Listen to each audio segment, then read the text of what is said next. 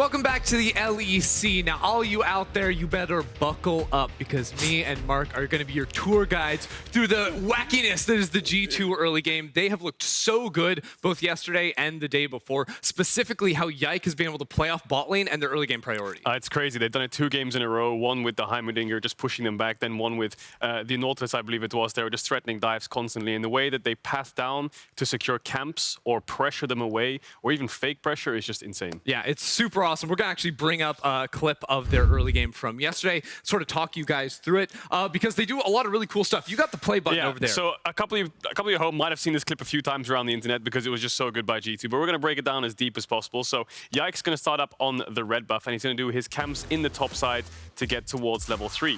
All the meanwhile, Mikyx will try to look for a hook level 1 in this matchup. Look at Reckless. He can't farm. He can't walk up for the creeps. If a hook hits, he's basically dead. So they're trying to stack this wave as much as possible. But what they look for isn't the dive. They bait the dive to look for camps. So if you follow Yike here, he's going to see Razork, push him back, and now watch Mikyx. He's going to threaten the dive constantly by showing, and Razork has to stay. He's just bullying him. Exactly. He's bullying him. So Yike can just take all the camps. Yeah, Yike can take all the camps, and then also through all this, there's a threat that Yike could still be hanging out down there, right? There's only one ward on the red buff. So throughout this, Yike could still be there. So the bot lane of Fnatic still has to play super, super careful, but he's just getting further and further ahead. Do you have the circle on? I got the Can circle. you be with the circle? There's also a ward here. I got the drawing. You got it. I got the drawing. There's also a ward here Teamwork. placed by BrokenBlade to spot out where Razork is. So Fnatic don't actually have information as to where Yike is, but G2 have information as to where Razork is. So that basically means they know he's on top crab. So Yike has that information to work with. Caps is safe, and Razork, sweating, knowing that his bot lane is vulnerable, is running back down. 3v3. Ender, do you fight a Draven level 3 with a Nautilus? Look, I don't think so. Especially because Rux wasn't even inside him. He wasn't along for the ride. The turnaround comes in. It's just so painful. I mean, even if this hook doesn't hit Razork and he managed to flash it or get out, it will hit Reckless. Here, Reckless tries to bait with Barrier. Maybe he can trade back, but when those 3 kills come in, it's just a nightmare. Like, they can crash the wave, they can base, and there's such an insane gold lead on the bot lane that they're just going to rinse and repeat. And actually, can you send us all the way back to the start of the clip? Because there's all a couple other things. All the way back. Send us. We're going to run it back. We're back there. Fast forward as well. Hit the pause. Hit the pause for me. Hit the pause? Because at the start of it all, I'll pause, I promise. You got to pause for me, brother. Okay, rewind. Hit it again. Hit it again. Okay. No. No. Wait. Got it. There we go. Okay, check out minimap right now. I'm checking it. Look. We're scouting the enemy jungler already. Also, these guys down in the bot lane, fake elite. So Hans actually cast Q and then ran down from River, making it look like they started on blue buff. So what have we got? We got fake leash. We got fake pressure into camps. We know where Sejuani is the entirety of the game. Their bot lane is constantly sweating from the top of their forehead, saying they're going to get dove. Razork has to stay around bot the entire game or they're just going to die. And all the meanwhile, while they're being threatened on this dive, Yike's just getting camps. It's insane. I love it. And it continues, right? The rest of the time, you'll see if Yike wants to make a play somewhere, G2's solo laners will look for an all-in. Like, Caps looked for an all-in when Yike is on Raptors. 20 seconds later, Yike is coming around to look for an invade on the enemy jungle. And I think it's just good to note that this is exponential, right? It starts off bad, but as the game progresses, it gets worse and worse and worse. You know, more waves get stacked up, there's more wave control, there's more camps to take away on the second respawn. So it just gets worse for them. Dragons start falling, you know, towers start falling, heralds up. So G2 just kind of took the snowball and built it up. The amount that they can like repeat plays like this makes me know it's like, no, this is not like the play they're running of like set up 3 waves and dives. This is a very flexible team that just understands how to play League at a very high level and play off of the wave state, off the lane state, to be able to set up dives and invades. And I think that's the important thing. It's execution. You know, you can pick these champions and play passive. You can pick these champions and do minute versions of what G2 are doing in a sense, but it's just good teams know how to take drafts, apply plans, execute them to this level, and then just progress the game with the snowball. So just great to see from G2. I think they're looking like the strongest team next to Koi right now in the league. A couple other teams, I think like Mad Lions are dark horses, but up against Astralis, I'm a bit worried for them. Could be their kryptonite. It's been a problem for them in the past, you know, facing off against these teams. Not quite at the top of the table. But do you have anything else? Because I'm about to just yeet you right out of here. You're going to kick me? I'm going to kick you. I'm going to kick you over there. No, I'm going over there like first. You can't actually stop me. I want to talk with Shox and Goldborg here. Nice. Get out of here. Yeah, you better run. What does he say? I don't know. He's going to go roam. Okay. To be fair about roaming, because I'm going to be honest with you guys. I just roamed here. I'm going to be honest with you guys. I feel like we've been really good at like staying on topic when we had to fill, but I'm literally tired of it. Like, I'm tired of it. So I'm just going to tell you about how fun it is out there right now if you ever want to come to the studio, because there's a lot of new things. There's a 1v1 station. So you can just play versus others, maybe even a pro player, for sure. But I just saw a really funny interaction because someone was playing and the guy lost. And then, of course, the winner goes to shake his hand. He's like, oh, like, very BM, just not at all. That's the real grudge match. That is the real grudge match. There's, of course, a shop. Can we get a camera up there instead? There's food. BDS comes with like a table and like activities every week, which is really cool. Other teams do that as well. There's a Baron. We're walking around there. You can also take pictures with all these, I think cosplayers made them, but you know, you can have like a Garen sword or whatever. I've actually got to shout out the BDS booth because I'm sure a lot of you will recognize the name Winter's Ward from Twitch. Like, actually just moderates like every single channel on Twitch. It's crazy. He now works with with BDS, sorry, and has been here at the booth. So if you're in the studio, you can come say hi. Oh, wait. That was Winter's Ward? Yeah. Oh, cool. Hi. That's awesome. Yeah, to get a little bit on topic, I never know what to do because I always get like half of the reactions that are like, oh, I love when you guys go off topic. And then the other half is like, what, don't you have anything to talk about the game? So polarizing. Yeah, that means we're controversial. That is compelling content. Gets the people going. Either you love us or you hate us. Yeah, we'll see though how far we get. But we said it already, I guess G2, they're doing really well. I think their stock is sky high right now, so we just got to see where it goes. I asked BrokenBlade yesterday as well, like, hey, this is the same way it went in the spring playoffs when you went on that run, but then it all came tumbling down, and he did say they're working on some of those habits, but this could be a trap game. Yeah, I mean, if there's any way, you were just breaking it down. Everything from G2 comes from that bot lane, so if you're Astralis right now, if there's one man you're counting on who's been showing off so far, it's that guy over there, all right? It's gonna be the Kobbe, it's gonna be the Dane, the actual AD carry, the actual Dane on Astralis. You can call me biased if you want to. I fell in love with Kobbe again when I saw how he played really biased. with that Sire, because it reminded me of his glory days. It reminded me of the days before he went to TSM. And before that, that was also the Kai'Sa meta. It was the Sire meta. It was where he was actually able to flourish. Now, you have a lot of pressure on you, because I don't think that they're good enough right now to stand up against Hansama and Mikyx. I think they've been playing absolutely phenomenal, but I think if there's a point where you want to look into this game, you want to pay extra attention to it, it is going to be through that bot lane, because G2, as you so rightfully highlighted with Caitlyn, they generate their leads through that bot lane that enables them to play the rest of the map. So you need to come through with an option for them down here. You have the rookie of the split in Jeonghoon. If it's Pyke, if it's Enchanters you want to answer them with, and it's going to be the OG matchup with Kobbe versus Hansama. I don't know what it's going to be. I just know that's where we need to have our attention. I think one thing that you, just after watching 2 games of G2, you almost know you're going to get in the bot lane is going to be some kind of level 1 all-in. Mikyx has looked for it both games. Even in the Fnatic game, it didn't end up resulting in anything. He missed the Q, but he was looking for the fight. Was willing to get chunked out massively for it.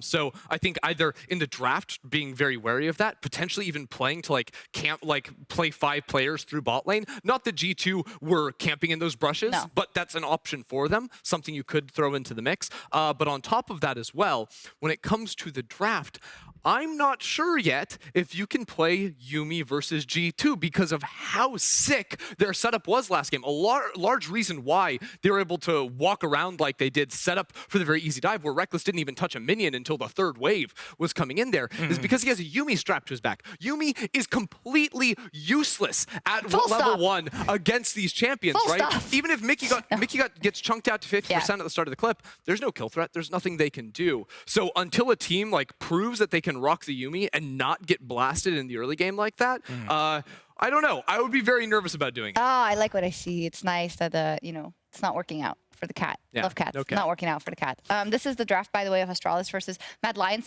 We did highlight the fact that Astralis on day 1 at least had early pressure, and I think we're looking at 1-1-3 a lot in general. We know he didn't have the best time, of course, in the LFL, but we saw glimpses of what can make him good, and I think in an interview afterwards, someone said, like, it's very feast or famine, right? It can go all very, very well, or it can go to the wayside quickly, which is just the nature of an aggressive jumper. Yeah, and I think there's ways where it actually goes well for the entirety of the Astralis, which has been that early game. So many times they've actually been able to manage to get leads for themselves. Twice? Finn has been able to find solo kills as well, and 1-1-3 has been able to find favorable skirmishes.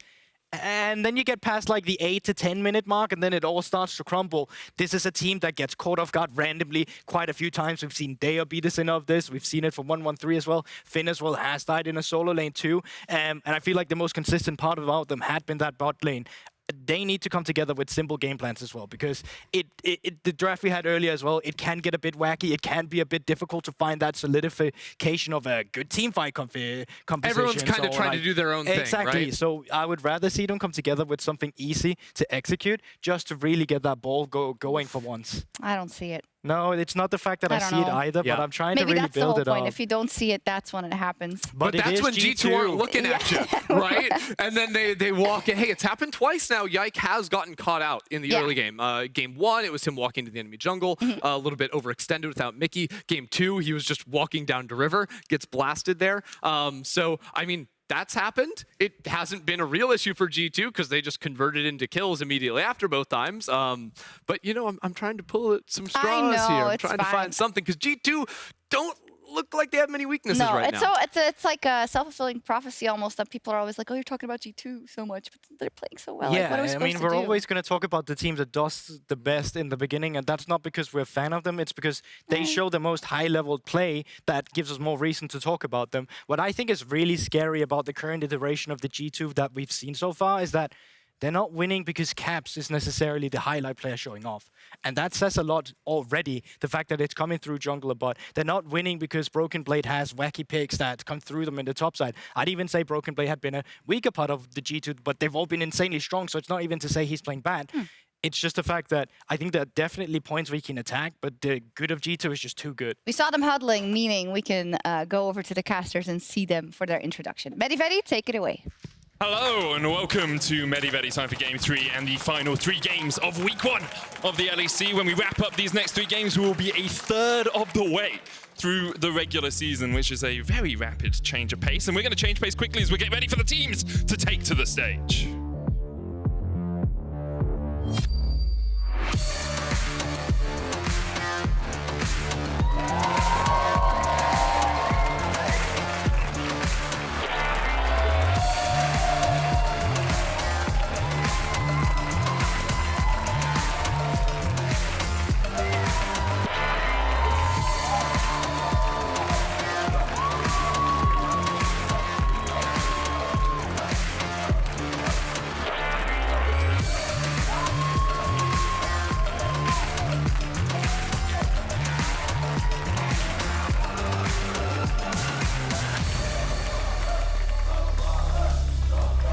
I do like the unified pose. Yeah, okay, G2's getting a little creative with it, like they were set in chains, but now they're going to break free from them as they get onto their chest. Perhaps we'll have to wait and see. We're moments away from the draft. You can hear the G2 fans once again very vocal in today's game. Yeah, and for the G2 fans, you have to remember, they remember the pain, right, of last year, of the years before. Do they, and it was a struggle for them at times, right? It's true. I mean, sometimes you feel as a fan, you hate the team, you love the team, right. You know, I hate you, I love you, I hate you, I love you. Yeah. There's this battle, and now they're back towards this position of love. Maybe they can regain that old glory that they had in years gone by. Perhaps, so far, G2 2-0 in their first 2 games. Let's get into the pick fan phase.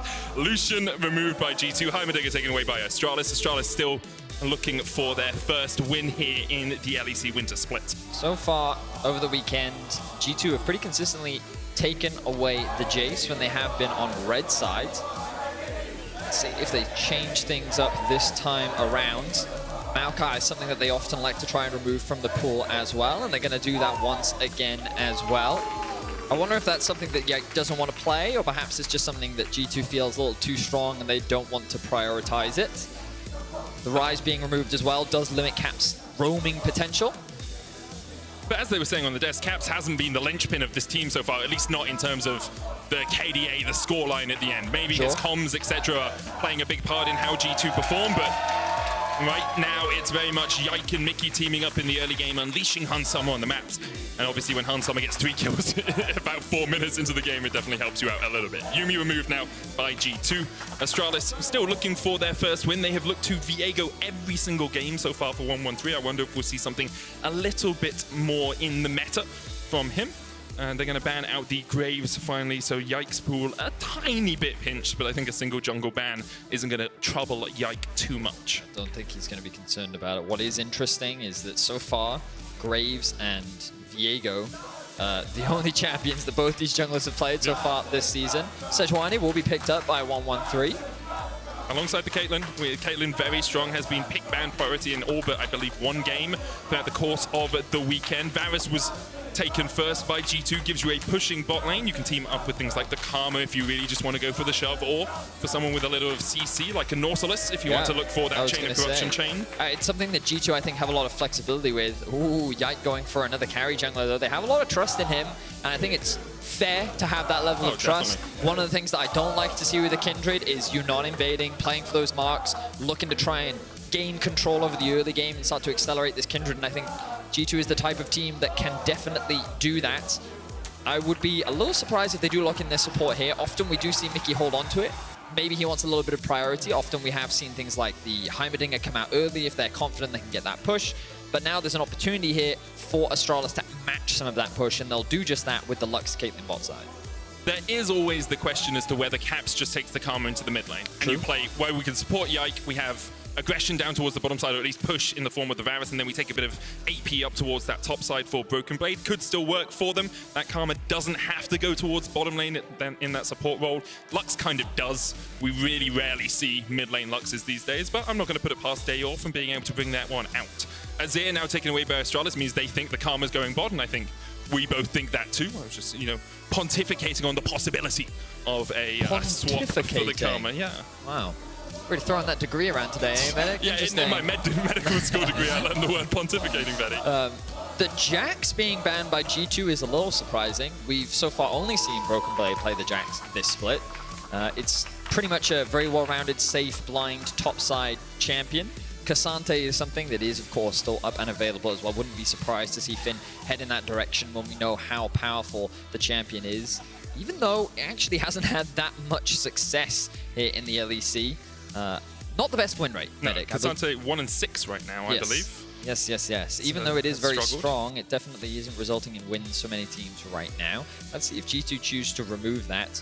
Instead, if their focus lies elsewhere. That mid pool continues to be pinched. Sylas is looking like a pick right now for G2 that they can definitely go for. Steal away the Sejuani ultimate, something that's a very big and comfortable pick for G2. The Aurelia ban to me does suggest an Aatrox, something that BrokenBlade is, of course, very comfortable with, something that he played a lot of last year. We'll see where they decide to go. Obviously, they can wait for this pick. Could be mid, likely to be top here for Finn. Try and pick something safe up towards that top lane and give Dajor final counter pick towards that mid lane. Yesterday, they were very heavy on the priority of the Syndra, but instead, actually, they will take the Sylas, perhaps seeing the same angle that you saw, Vedi. Astralis don't want to give that one over to Caps. Okay, so there are a few things G2 could do here. I was going to say that things like Jace are also something Astralis need to be careful of, because you can see G2 already starting to build a pretty decent poke comp, and if you actually then put the Karma in the mid lane, you've got 3 champions that will be, well, building a lot of poke. If you throw in an Ashe, Karma mid. it is the Karma mid. So this is what we talked about earlier, the flexibility of the Karma. Remember, the Karma can also go top. They could still lock in something else for mid if they feel like that they want a little bit more AP damage on the lineup. Entirely up to G2 Esports what direction they go. But yeah, Varus Ashe down towards the... Wait a minute. Ashe mid, Karma top? No. No. Zac top is very strong at the moment and does give you that AP damage. Okay. So I wouldn't be surprised if this is Zac up towards the top side, Karma in the mid lane, Ashe down towards the bottom side. Gives you that engage. You also have the arrow pick potential. You also have the Karma chase down. Kind of got everything you want here from this G2 composition. Wow. Okay, so yeah, you have engage, you have pick potential, you've got good poke. A little bit more of the carry focus will be put onto Yike rather than Caps, but this is kind of what we talked about. You want to be able to contest the push down towards the bot side of the map. Varus Ashe is definitely a potent 2v2 that can apply a lot of pressure. What's better than 180 carry? 280 carries, right? On top of that, no. That's it. I really think this is just a bait, and they're like... It may very well be a bait. Zac mid is possible. Wait, was it last year that we were hearing about the Zac mid? Yeah, Caps Wait, didn't we even see it at Worlds? I think we may have seen it at Worlds. Caps was playing it a lot around the end of last year. He had like 20 games in a row in solo queue with it, but... I mean, it's possible, right? And Zac at the moment is just very strong, especially if you go the demonic build and you just have a lot of damage coming out from him. You can have a quick mosey, perhaps, or I can have a quick mosey at his history, because right now it does look like the Zac is going mid, the Karma's going top, and that does seem that Caps has locked in the mid lane. The Zac okay. mid. Okay, sure, man. Okay.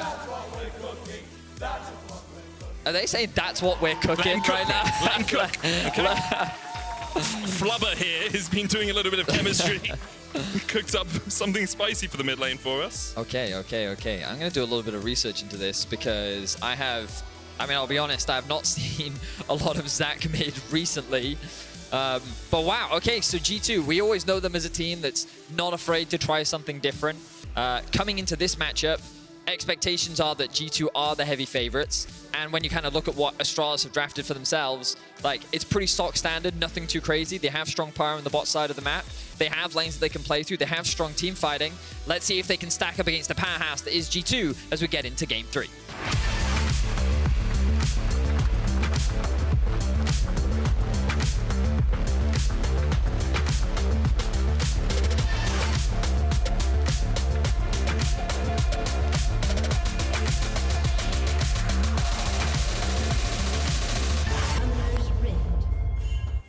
So Caps has been playing it in solo queue. Unsurprisingly. He likes to run Conqueror and then resolve secondary with TP, and he goes as a mix of builds. There's Demonic into Jackshow, there's Demonic into Radiant Virtue, there's just Radiant Virtue into Sunfire, so I guess it's quite dependent on whether his team needs some more ability power damage, some AP damage across the lineup. Here we'll see where he decides to go. But what Zac does offer you is a lot of follow-up, especially if Yike wants to invade. The Zac has a very long-range way of joining his teammate in the enemy jungle. I would say...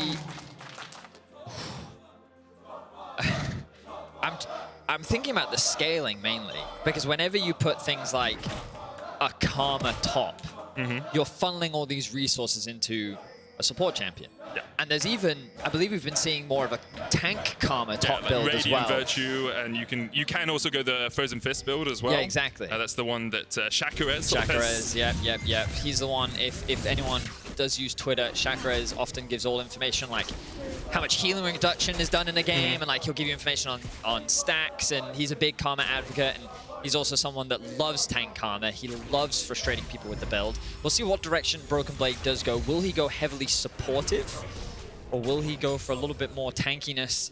But all this basically means is that Yike and Hans Sama are the primary carries. And it kind of goes back to what Goldberg was talking about on the desk. One of the scary things about this G2 roster is there's like a much lower expectation on Caps to be the carry. He just hasn't been this weekend, right? And let's not forget last year, especially towards the end of the split, Caps was the best performing mid laner. He really only got outdone in the finals against Larsen. Healing? Hans Sama and Mikyx. Kobbe is so low. Oh my goodness, that was so close. The heal for pot. movement speed, the pot saving Kobbe's life. And it was, yeah, as you say, Caps last year only beaten really by Larsen, but it hasn't really been the main focus for G2 so far this split. Hans Sama and Mikyx continue to show their dominance down towards the bottom lane. What's so creative about what G2 have done here is like we talked about the flexibility of the Karma. Not only did G2 leverage that, but they managed to draft themselves a winning bot 2v2, which has been the element of success that they found throughout this weekend, right? We saw it on day 1, day 2, and we're seeing it again. And now, what does Yike do? He leverages the bot lane prio to set up an invade. What's the Sejuani going to do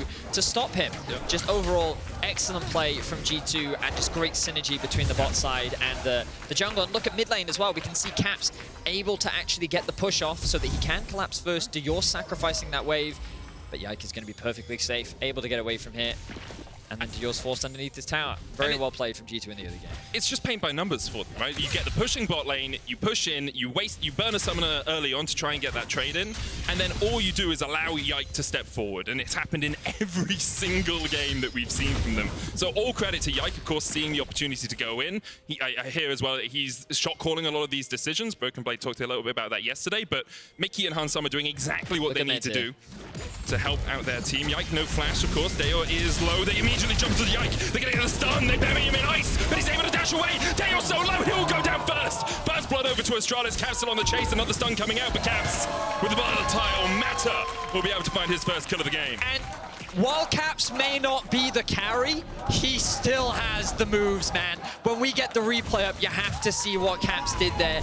keeping Yike alive and just buying him enough time for them to turn around that play and secure 2 kills. The idea is good here from Astralis. Focus the squishy member, tunnel onto the lower level member and just try and burst him out. But then watch what Caps does here. He lands his Q onto both, knocks them into the air, and then uses his E to knock them up again. It buys so much time for Yike to get 1 or 2 more autos off, and then the trade of buffs actually goes from the jungler to the mid laner, and then they end up killing each other, and then Caps picks up a kill on the other end. Very well played from the mid jungle from G2, and again, just really good gank initially from Astralis, but a great read from Yike as well to cover the mid, see it, realizing where the wave state was. And now if you kind of look at the bottom of your screen, small gold advantages accruing all across the board in favor of G2. Not really too surprising with G2 getting 2 kills to 1 as well. About 700 gold in the lead. Looks like it's going to be the demonic first build here for Caps. He's got a blasting wand already, so he'll be building up towards that one as soon as he can. After that, I expect to see a Radiant Virtue coming out from that Zac in the mid lane. The last time we did see Zac mid was at Worlds, Vedi. It was Froggy from Saigon Buffalo that brought it out. I think they won with it as well. I remember correctly. Yeah. Worlds feels like a long time ago now. I just remember that there was a Zac mid, and I remember a lot of people talking about it. It's cool to see it here in Europe. Mikyx continuing his poke. We'll get binded up. Mikyx does have flash. Hansama can step forward, but you can't flash away from the light binding into snap trap into the 90 caliber net from Kobbe. Yeah, the trap is just so lethal in conjunction with the light binding from Lux. Means an easy kill. 1-1-3 can't really do much here. Like already at 2 stacks, but Astralis looking for a fight. Trying to get the damage down. Once again, Caps pulls them back, and 1-1-3 just doesn't have an opportunity to move. Caps now on the chase, has used the Let's Bounce. Dajor's stolen his away as well. So he tries to escape from this sticky situation. Should be able to walk this one out back towards his tower. But once again, it's trades coming out in favor of the G2 mid jungle duo. Sticky situation. Really, man. Just had to weave that one in, didn't you? Yeah, Zac, man. See how many more Zac runs you can come up with throughout the game. Yike, well, gonna use this as an opportunity. Don't put me on the spot. Oh yeah, all the pressure is on now. I'm curious as to how many flubber references you can get, but regardless. How much do you remember of that movie? Don't remember any of it. Now, I'm kind of surprised that Astralis tried to force this fight. They're thinking that Lux gets to collapse first, which means they should have the advantage, but look at Caps here. He's just like, you know what, you two stick together, lands the E, lands the ult, completely splits them up. Meanwhile, Yike is just getting free damage onto 1-1-3. We will have a brief pause, but wow, this Zac mid doing wondrous work, and it just goes to show how, like, you guys, Fnatic's not in the game. That still works, man. It transcends. Oh, it does. It's interdimensional pausing. This pause is actually Fnatic trying to win World Championship in 2026, man. It's just come back in time. When we do get some more updates as to the cause of the pause, we will share them with you all, of course. But wow, this Zac Kindred, a surprisingly strong mid-jungle duo. You know, often when you think of Zac, he's a champion that, when you have a strong laner alongside him, he has great setup that the laner can then look to punish. You know, like Zac Sylas can often be really good because Zac gets you that initial setup. But he kind of like, once his skills have been used, that's kind of it. You know what I mean? But then when you pair that up with effectively an AD carry that just gets to sit there and hit for free, especially with the 3-hit passive that a Kindred has, it's just so much damage, especially when you compare it to a Sylas Sejuani, which, when you think about most mid-jungle matchups, typically this is a great one. Melee mid paired up with a Sejuani easily applies this. Yeah, exactly that. You expect it to be really fast and effective, but the Zac Kindred consistently coming out on top. I will say the pause was because there was a mouse sensitivity issue for Finn. This is a replay that has paused time. I believe we are going to get back on into the game. And that was actually live. Oh, there we are. Cool, we're back. Welcome back, everyone. 1,000 gold to lead for G2 as they try and get some damage down towards this mid lane. But it's not just that Caps and Yike are working well together. It's every part of the bot side of the map, including mid, has set that up for Yike. Right, you get the push down to bot. He gets that initial invade. 1-1-3 is then on the back foot. He's looking for a play in mid. Yike then reads that, gets the counter gank. Like, it's G2 are very methodical and very intelligent in the way that they are pushing Astralis into positions where Astralis are undermanned or in a difficult position to try and fight back. And like, credit to Astralis, it's not like they aren't being proactive on the map, right? They are looking for things. The bot lane 2 versus 2 was able to come out ahead in a good pick onto Mikyx. And Predator on Jeonghoon means that I do expect him to roam around the map a little bit. We did see him try and roam up for that little skirmish, but yesterday we saw 1-1-3 and Jeonghoon pairing up and looking for plays all across the map. To great effect, really. Change corruption wide there. You just see how much vision Astralis have invested down towards this bottom river as well, Vedi. Like 2 control wards, a ward on the dragon, a ward up towards where these Razor Beaks are. They're like, if Yike comes down here, we want to make sure we know exactly where he is. We want to make sure that we know where Caps is as well. And they are actually winning out on that bottom side. First time we've seen a lane go even or slightly ahead with Hansama and Mikyx this entire split. It is only 3 games. Looking for Finn, looking for BrokenBlade up here towards the top lane. BrokenBlade flashes, Finn has to flash away, but Caps will not let him escape. Caps doing his best Robin Williams impression there as he comes in from the side and manages to find the gank. He was in flubber, by the way. That's where I was coming from.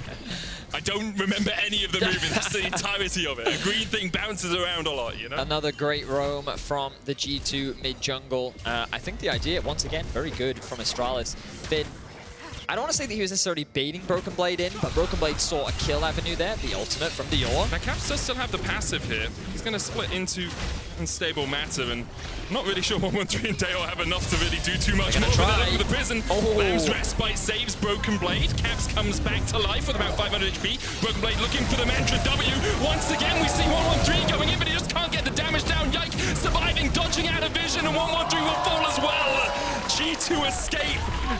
Very much hurt, but without anyone going down, and Astralis licking their wounds are sent back to base. You can see how close Astralis is every single time.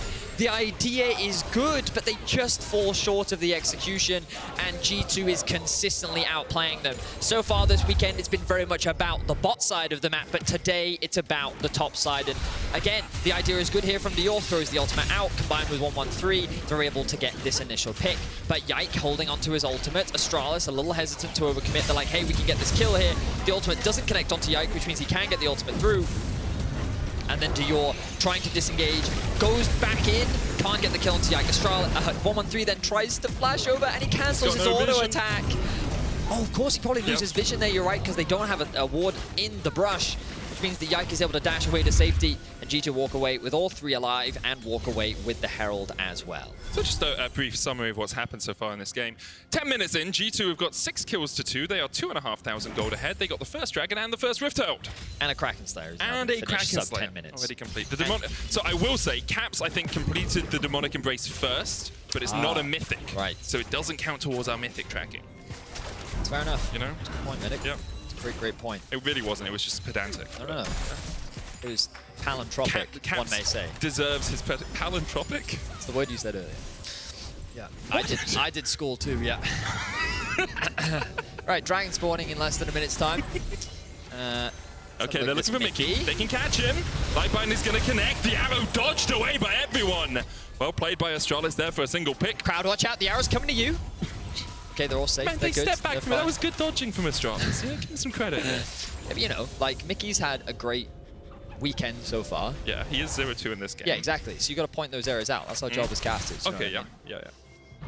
0-2, really underperformance from me. Disappointing so far, you know?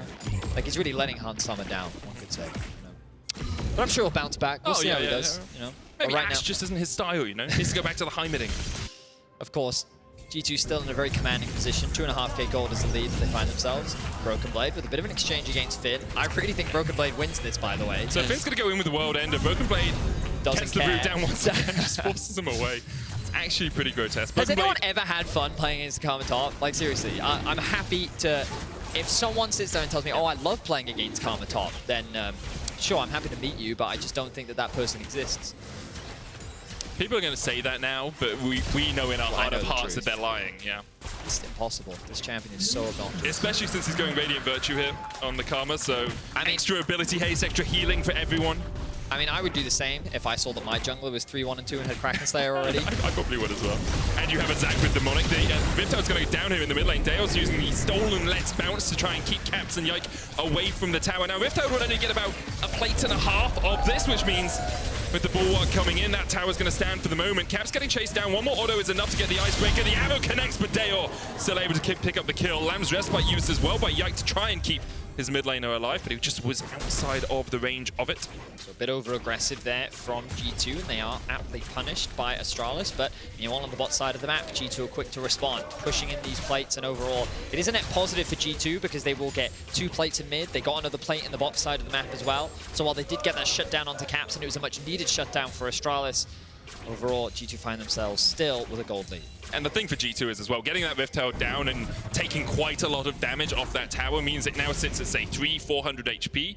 You take that tower and it opens up so much of the map for your team. Finn trying to open up a bit of a lead up towards this top lane. 1,000 gold currently the advantage for BrokenBlade, with 113 coming in as well, and both of them being melee. BrokenBlade already propped with that icebreaker. They'll lock him in place, trying to heal up with the Mantra W, but the healing is just too great. The Radiant Virtue as well, every 3 seconds that's ticking. BrokenBlade just has to dodge. He might even get out of this one. Once again, the Mantra W, he gets stunned up, but Radiant Virtue is still ticking, not quite enough to save him. Arrow coming out here as Yike was caught in the enemy jungle. Mikyx able to save his jungler for the moment. Hans Summer has flash, Chain of Corruption hits, immediate cleanse by Kobbe. Dajor dying in the mid lane, Caps almost falling as well. Jeonghoon's gonna be able to kill. Get killed by Hans Summer. Demonic Embrace is enough from Caps in the mid lane to get another kill for G2. And even though they lost their top laner, they got a tower and 2 kills on the other side of the map. It's just it's the same pattern over and over again for Astralis. Every time they find a small positive, G2 just takes something even greater elsewhere on the map. The gold lead extends to 4,000 now. It took them so long to kill BrokenBlade that Yike immediately moved into the bottom half of the jungle, looked to try and steal away some camps, and then he was able to find pick after pick. Caps basically getting a solo kill onto Dajor, showcasing some of the power of this Zac. It's full AP Zac, by the way. Yeah, it looks like he's heading in that direction. Curious as to what he will build next. Hexacoordinator builds into 4 different items, Vedius. Yes, I'm aware. It goes, it's Horizon Zero Dawn is what I was going to say there. No, that's a different thing. Yeah, Horizon Focus, Rocket Belt, Harvester, and Shadow Flame. I would love a Rocket Belt. Ooh. It's a cool arrow, Watch out, crowd. Whoa, whoa, whoa. Whoa. Yeah, they dodged again. Good job. Do you think that's what Halley's Comet is? just like coming around the Earth every 60 years or so, you know? Wow, Mikyx really just leaving a phenomenon, a spectacle for us all to enjoy. Thank you, Mikyx. And with the green skin, it's almost like the Aurora Borealis. So you pronounce that just one. keep making up words today, don't you?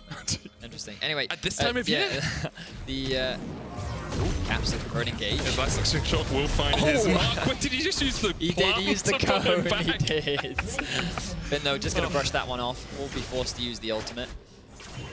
We see a number of people from Astralis heading up towards the top side of the map. They want to try and get some of this objective bounty gold off of the Herald, but G2 are saying no.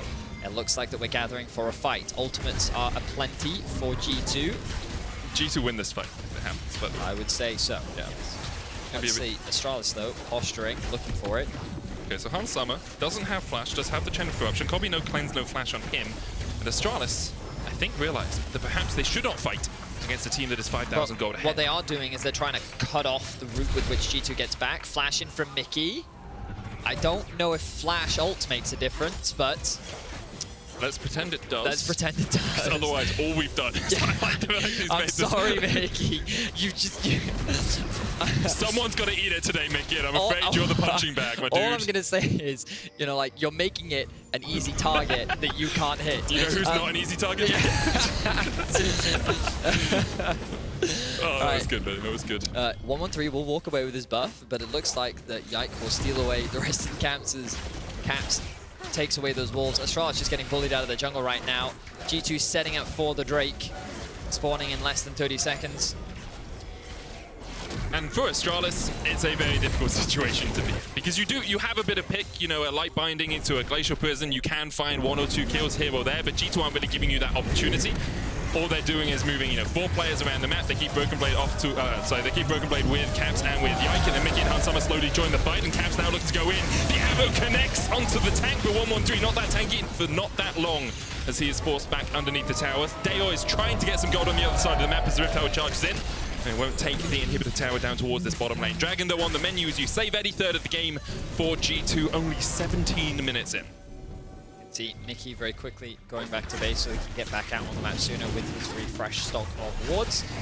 And G2 will look to secure this Dragon. So overall, really great stuff as we continue to see this development of G2. I think what's crazy is, again, the thing that's most important to recognize, we said at the start of the cast, is like, this bot lane has been incredibly dominant. Yeah. Day 1, we saw the Ashe Heimerdinger. Day 2, we saw the Draven Nautilus come out. Day 3, yes, they were still able to get that push in the bot side. We still saw that same play style of utilizing your Prio to enable Yike to be able to set up these invades. But it's actually all been about Caps, BrokenBlade, and Yike on the top side of the map, winning out on the mid jungle 2 versus 2, and just being able to accrue these leads. Another arrow thrown into mid. Good response there from Kobbe. Good dodge from Jeonghoon as well. We'll be able to walk away unscathed, but the goal difference is not getting any smaller. G2 very close to that soul as well. And just a continued dominant performance. G2 cementing themselves as right now the best performing team here in the LEC. Oh, definitely. I think a lot of people looked at them coming into the split as a team that should be the best performing team. The question was whether their meta read was good, whether Yike would settle into his position, and I will say the team has played very well around him for these first 3 games. A lot of pressure being put in getting him ahead. Dajor looking for BrokenBlade down towards this bottom side, but the Mantrad W gives you so much damn healing that it's just unkillable. Now they're looking forward with the Radiant Virtue going in as well. Hansama coming in from the side of Caps has already taken down 1. This is a 4v5 where Astralis started the dive underneath the tower. TP away by Finn to escape. Cat still on the chase though, and he's not giving up the ghost of this one for a while. Still has another elastic slingshot about to be ready and primed in the chamber. The slow from the Everforce does not get the stun, and the chase continues. Cat's just diving in on his lonesome. Gets another kill, still has his passive, and there's no escape for Astralis. Astralis wanted to try and set up a dive on the bot tower, and they could not make it work. G2 very quick to punish and find another kill onto the enemy jungle. Baron isn't even alive yet for G2 to contest for, so instead they have their eyes set on more jungle camps. Yike right now sitting at 5 stacks, looking to make it 6. Been going for the flank. I don't think it's going to work. Spotted on vision. Oh, Mikyx. Yes, his ult. He's got an arrow. Where's it going to go? Where's it going to go? Chucks out a bat. I think it's a bat. Not really sure what the animations they're waiting for the mark to apply. There's the mark, there's the arrow, there's Finn locked up, and Yike very happily will take his 7th mark of the game.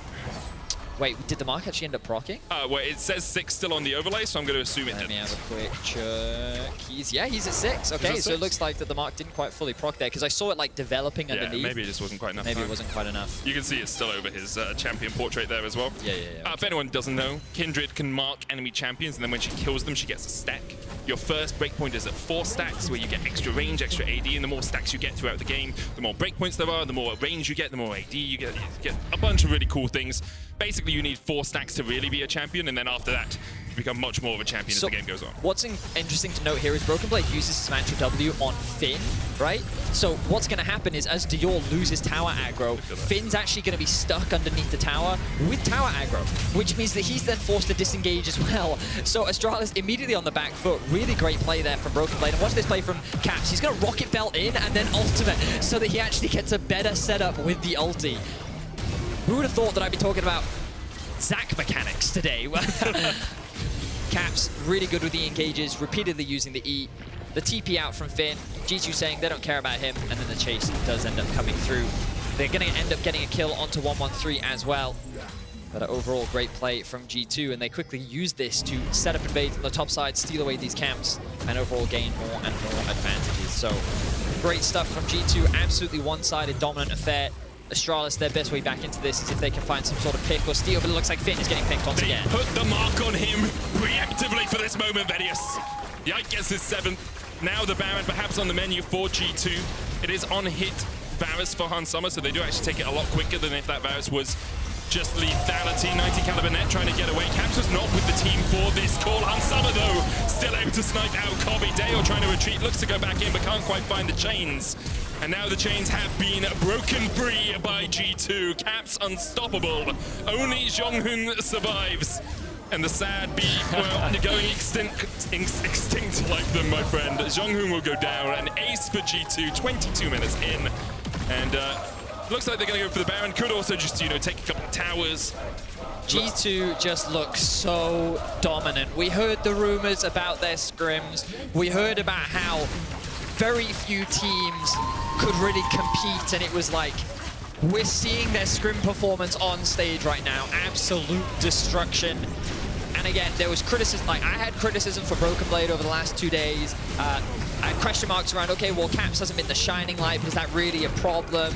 And again, we're seeing the level that these guys can bring. BrokenBlade and Caps definitely stepping up today with an incredible performance as the bot lane is just kind of providing assistance as G2 dominates their opposition. I think the only thing we haven't seen is like a BrokenBlade carry performance so far. He's obviously playing well this game. He's doing exactly what he needs to do, but we haven't seen Yike constantly playing up towards that top side. Arrow's going to connect as G2 look for the Ocean Soul. Finn trying to get him from the side. Glacial Prison hits onto Yike, but he's able to get away from that one. And Caps is just bodying the backline. He's as strong as he is in TFT. He's such a threat. This Zac unkillable. And once again, he gets another one. Astralis trying to get into the pit, but that's the Ocean Soul. Doesn't really do much for G2, but they don't really need it to. All they had to do was deny it from Astralis. Finn limping towards death once again. Yike on the chase, TP away. You going for it, Yike? You get it? Oh, he went the wrong way. Dash is back, but the TP gets him out. The TP will in fact get him out. Wait, Caps, Look bro. at him, Bro, what is this? He is He's BMing champ. Astralis right now. Zac, I just want to Surely say, he can't kill them all, right? Surely. Zac with Ocean Soul is like, it's a night terror It's a thing, sort yeah. of situation. Here we go. Like, He's rocket belting, he dodges. Looking for a Q. You wake up in the middle of the night and this thing is sitting on your chest. I can't move. I just can't get away from it. Absolutely traumatic. The arrow hits Kobbe. Here comes Caps. Slingshot time! Never mind. Okay, Caps. I mean, good job, Yike, but you really baited me with that one, my dude. G2. It was the threat of Zac, one could exactly, say. Yeah. You're playing TFT as well. Yeah. Nice. Just need got to round out this comp. It's great, yeah. Oh my god, G2 are just going to take absolutely everything. Caps, of course, does have the TP. He wants to make sure that... Looks like he's going to go back and spend his gold, or is he? Yeah, there it is. Wants to make sure that he's got that full AP build. That's a lot of magic penetration. Let's see how much damage he can do. That's a lot of damage! Caps is going to one-shot the support, and G2 are just making fun of Astralis. They're going to go 3-0 on the weekend. I think my favorite part of this game is when Caps just shouted, "It's flubbering time," and flubbered all over the Vedius. Disgusting here from G2, 3-0 on the week. Definitely looking like the top dogs here in the LEC as they round out an undefeated week one. Astralis yet to pick up a win still. A few signs of life yesterday, but none today, you have to feel, as G2 stomp them. I would love to know the average game time of G2 this weekend, because it feels like we haven't seen a game go above 25 minutes. How long was that game? 24 minutes 50. Add that to 27 and then take it like so. Their average game time so far is 27 minutes. That's 54 plus 24 minutes is 70. It's low. 79, 78. Okay, so it's sub 30 minutes still. Yeah, 78 divided by 3. Damn. 29. Incredibly dominant performance from G2. Very quick stuff from G2. Truly looking like the scrim gods that we were all told they would be. Mikyx and Kobbe there with a little hug as we see G2 go and high-five their fans. Thank you also, G2, for getting us back on schedule with the quick performance. Very generous of you. Astralis, I mean, they had some good performances this weekend. They weren't expected to challenge G2 today, but in their games over the last couple of days, they haven't looked like it was an impossibility for them to pick up wins. We'll see how they can bounce back. Obviously, only the bottom two get knocked out, and they still have 2 more weeks to try and find those winning ways. Yeah, it was always going to be an uphill battle against G2, but to start the week off, or the split off rather, 0-3 is never a nice place to be. But given that we are owning 9 games during the regular season, yes, G2 are already very close to securing a top 8 spot, right? I'm not entirely sure what the cutoff point is, but of course, when there's 8 spots... you have to get to 5 games, and 2 teams have to have lost 5 games, and G2 have to have won 5 games, right? Because then you only have 4 games remaining. So basically, if you get 5 wins, you're in a pretty good position. Yeah, if by Sunday next week, G2 have not lost, and there are 2 teams that have gone 0-5, G2 are into our group stage. Crazy, absolutely crazy. Yeah. Your player of the game votes at LEC on Twitter, BrokenBlade, Yike, and Caps. Makes sense? Yeah, 100%. And I think the thing with BrokenBlade is he did play well. But I don't think we should reward Karma Tank Top. I'm just going to put it out there. You press focus resolve on someone, you press I think Caps R. may steal this one, I think Caps should take it. I'll be honest. We're going to head over to Laure, who is standing by with the other POG nominee, Yike. POG nominee Yike, thank you so much for joining me. Congrats on a dominating win once again. Let's talk about this week for G2, because even before the start of the season, people were feeling that the team was going to be strong. But did you expect to play that well? Personally, but also as a team? Yeah, I mean, I guess we had big expectations on us, and I feel like we played really well in scrims and in everything, and everyone in the team was confident. So yeah, I feel like we had a good. It was a good week for us. Yeah, if I may say, I went to see your scrims this week, and I was impressed by the fact that even though you're a rookie within the team and with such a big org, your voice is already so strong, as it's expected from a jungler, of course. But tell me about joining G2, having their trust, and also becoming such a huge member for the team. Yeah, I mean, as I've said before, like it was really unexpected for me to join G2, and I'm so grateful for joining this team. And yeah, I mean, I do talk in game. Like maybe people see me as a shy guy in game, but I feel like I talk like a good amount, and I feel like the way we do in the team is like really well. Like we all have good synergy together, and it's like going really well. And it shows, and it shows. And if I may, you say that you didn't expect to join G2, but having you seen play in the LFL, I was expecting to see you in the LEC and to play with such a big org. So tell me about the off-season, G2 reaching out to you, and how did it make you feel? Yeah, I mean, I guess off-season, I got some good offers, I guess. Like I had the LEC teams interested in me, and I was like interested in all of them. And then I got G2 contacting me, and that was like really surprising to me. I didn't expect them to like actually have all the focus on me, but in the end they like really wanted me, or they liked me. So I'm really like happy that they chose me, and yeah. It is extremely deserved, and especially when we see what you're capable of showcasing on stage so far. As I said, you're a rookie joining the LEC this year. Tell me about the expectations you have for yourself, and what kind of player do you want to become?